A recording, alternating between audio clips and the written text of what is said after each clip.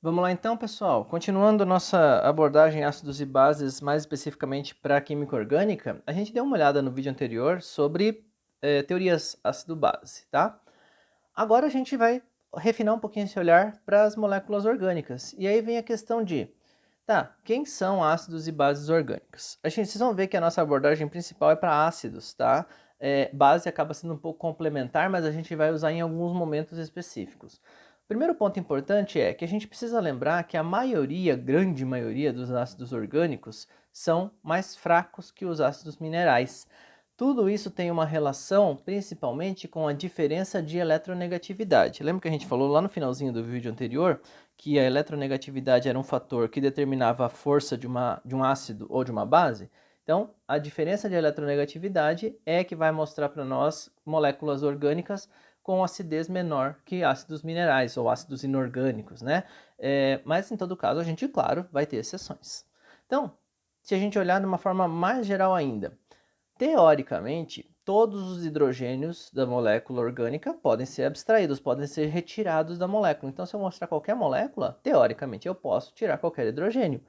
Mas não é bem assim, tá? A gente não pode generalizar. É aquela história, né? Tudo pode ser dissolvido em água, né? Mas algumas coisas vão demorar milênios. Então, a gente não pode falar que todos os hidrogênios são ácidos. A gente vai tratar hidrogênios ácidos aqueles que são viavelmente retirados através de alguma base, tá?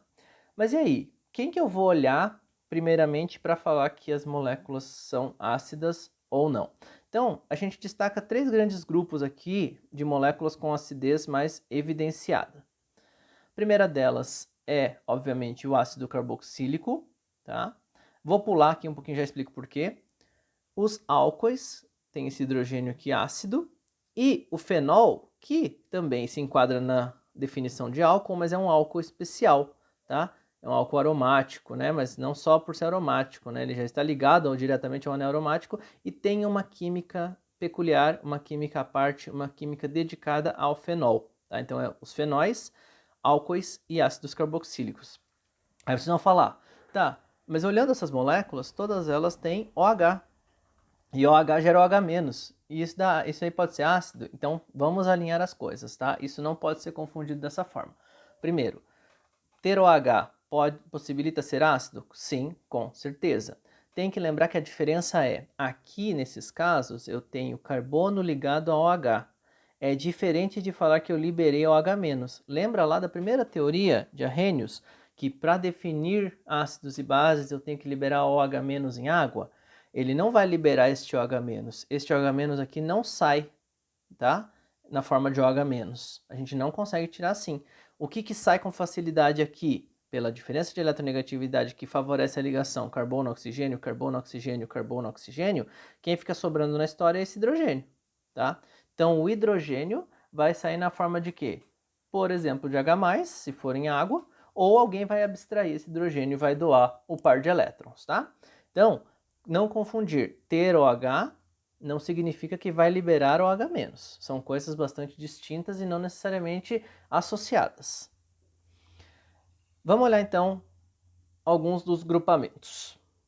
Ácido carboxílico, aqui um exemplo, né, de ácido carboxílico, vai, na presença de uma base, ter este hidrogênio abstraído. E este hidrogênio abstraído faz com que o par de elétrons aqui, que era da ligação oxigênio-hidrogênio, vá para cima do oxigênio.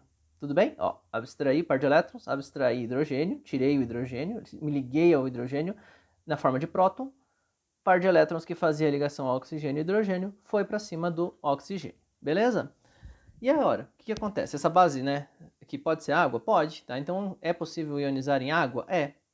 O que acontece aqui? Quem que estabiliza, né, essa base conjugada? Vamos lembrar? Se ele é um ácido, ele forma uma base conjugada. Se essa base conjugada é estável, significa que eu vou ter uma facilidade e uma probabilidade maior de que este ácido se ionize.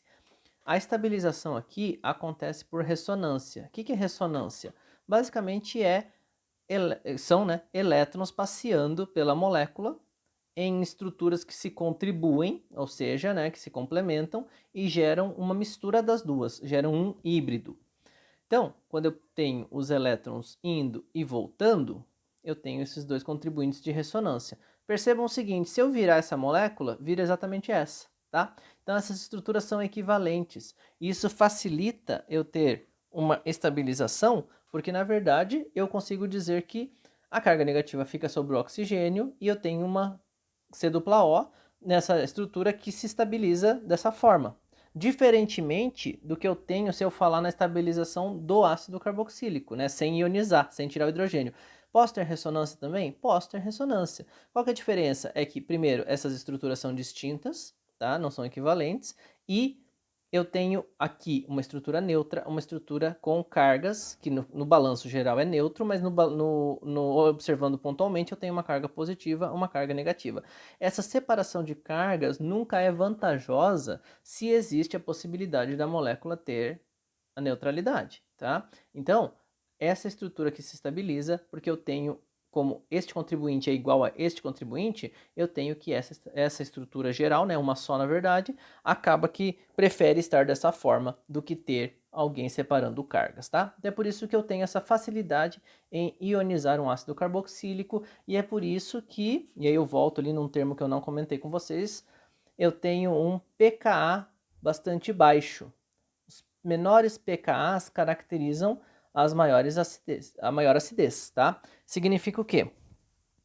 Se eu tenho um ácido carboxílico, o meu pKa é nessa faixa e considera que eu tenho uma acidez relativamente alta dentre moléculas orgânicas, tá? Se eu tenho um álcool, vocês vão observar que eu tenho aqui um pKa bastante alto, bastante elevado. Então quer dizer que esse hidrogênio é pouco ácido. Significa que é difícil eu retirá-lo, é mais difícil. A gente já vai entender por quê, tá? E no meio do caminho, a gente encontra o fenol. O fenol vai, quando o hidrogênio é abstraído, formar essa estrutura aqui. Essa estrutura consegue se estabilizar também. Como? Através da ressonância. Então, esse par de elétrons vem na ligação e esses pares de elétrons aqui começam a caminhar junto com essa carga negativa. Percebam, 1, 2, 3, 4 contribuintes de ressonância. Se eu tenho essas 4 possibilidades de contribuição de ressonância, significa que eu tenho uma estabilização relativa bastante boa, né, para que eu tenha essa abstração do hidrogênio. Só que nenhuma delas é equivalente, tá? Então são todas diferentes, então eu tenho uma contribuição dessa, uma contribuição dessa, uma dessa e uma dessa, e também eu não tenho uma possibilidade grande de se manter isso aqui, porque eu desfiz o que a gente chama de ressonância. Ressonância estabiliza a molécula, tá? A aromaticidade, né? Desculpa, eu desfiz a aromaticidade. A aromaticidade estabiliza a molécula. Então, se eu tenho ela estável aqui, né? A aromaticidade, eu desfiz, quer dizer, eu contribuo, alivio a energia dela, mas eu ainda assim prefiro estar aqui. Então fica no meio do caminho, tá? Como fica nesse meio do caminho, eu tenho um pKa intermediário. Não é tão baixo, então não é tão ácido, mas também não é tão alto. Então tem uma acidez, mas é intermediária entre os outros dois grupos. Tá? E quando eu falo do álcool, né, ou dos álcoois, o que acontece? Perceba, eu tenho uma base, par de elétrons aqui foi doado para abstrair o hidrogênio, par de elétrons então ficou sobre o átomo do oxigênio. Formei essa espécie aqui com oxigênio negativo. Em nenhum dos dois casos eu tenho estabilização por ressonância. O que significa isso? Que se nenhuma delas estabiliza, ele prefere ficar nessa forma que está neutra, tá? Então, é muito mais difícil tirar este hidrogênio porque nada estabiliza essa forma aqui. Então, as outras que eram estabilizadas por ressonância, essa aqui não tem, tá?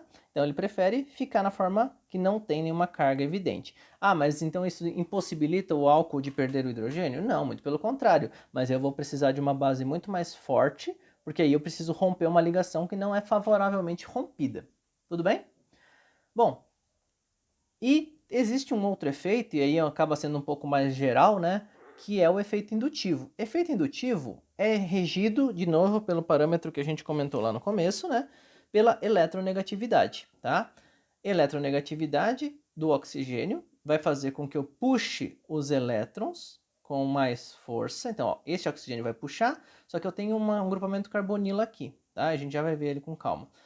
Esse grupamento carbonilo também vai puxar par de elétrons, consequentemente a ligação oxigênio-hidrogênio vai ficando mais fraca. Se os elétrons vão vindo para mais perto do oxigênio aqui, esse par de elétrons, né, esses elétrons vão ficando mais distantes do hidrogênio, esse hidrogênio fica mais fácil de ser rompido nessa ligação oxigênio-hidrogênio, consequentemente esse hidrogênio sai com mais facilidade. E aí o que acontece? É por isso que ele é mais ácido, né? Ele sai com mais facilidade. Nesse caso aqui, é só o oxigênio que está puxando. Ele enfraquece, mas bem pouco. Então, esta estrutura enfraquece mais que esta, consequentemente, esta estrutura é mais ácida que esta, tá? Grupamento carbonila, vamos lembrar sempre, carbono, dupla oxigênio. Carbono tem uma densidade de carga positiva. O que significa? Que a nuvem de elétrons, que a gente vai desenhar aqui e representar, está majoritariamente no oxigênio. Então aqui eu tenho poucos elétrons. Tudo que ele puder atrair de elétrons, ele vai tentar atrair. Que é o que ele está fazendo, ó, puxando elétrons para cá, puxando elétrons para cá, tá? Então quanto mais fraca a ligação oxigênio-hidrogênio, é mais fácil de tirar o hidrogênio na forma de H+, na forma de próton, beleza? Para encerrar nossa aula, a gente tem possibilidades, tá? E isso aqui eu vou deixar como um exercício para vocês tentarem fazer, que é comparar esses grandes grupos. Ou seja, como é que eu posso comparar grupamentos ligados a um determinado ácido carboxílico que tem a mesma quantidade de carbonos, tá? Então, ó, não muda a quantidade de carbonos, o que muda é a posição do elemento eletronegativo mais eletronegativo ou o elemento mais eletronegativo, tá? Tudo bem? Dica, né? Claro, já falei, a gente vai olhar os parâmetros de eletronegatividade para ver qual ligação oxigênio e hidrogênio é mais enfraquecida. E nesse caso aqui, a gente tem uma diferenciação no número de carbonos. Será que isso afeta a acidez da molécula ou não? Galera, qualquer coisa, dúvidas?